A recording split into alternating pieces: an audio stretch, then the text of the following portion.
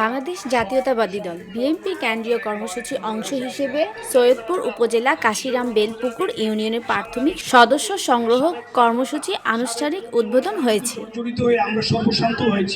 শনিবার ৯ জুলাই বিকেল সিপাহীগঞ্জ উচ্চ বিদ্যালয় মাঠে অনুষ্ঠিত এই কর্মসূচি দলীয় নেতাকর্মীদের মিলন মেলায় পরিণত হয়। অনুষ্ঠানে উদ্বোধক হিসেবে উপস্থিত ছিলেন কেন্দ্রীয় স্বেচ্ছাসেবক দলের সাবেক যুগ্ম সাধারণ সম্পাদক মোস্তাফিজুর রহমান মনির। সভাপতিত্ব করেন কাশিরাম বেলপুকুর ইউনিয়ন বিএনপি সভাপতি মাহবুব চৌধুরী এবং সঞ্চালনা করেন সাধারণ সম্পাদক আনিসুল হক চৌধুরী।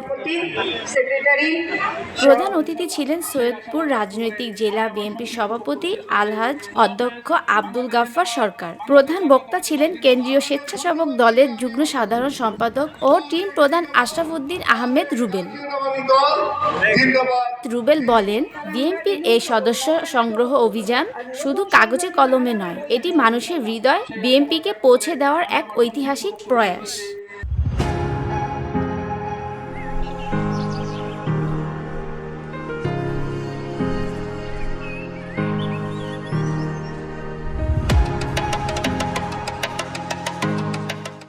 অনুষ্ঠান শেষে নতুন সদস্যদের মাঝে সদস্য পদ ফর্ম বিতরণ করা হয় এবং ধারাবাহিক কর্মসূচির অংশ হিসেবে উপজেলার প্রতিটি ইউনিটে এই কার্যক্রম বিস্তারের পরিকল্পনা গ্রহণ করা হয়।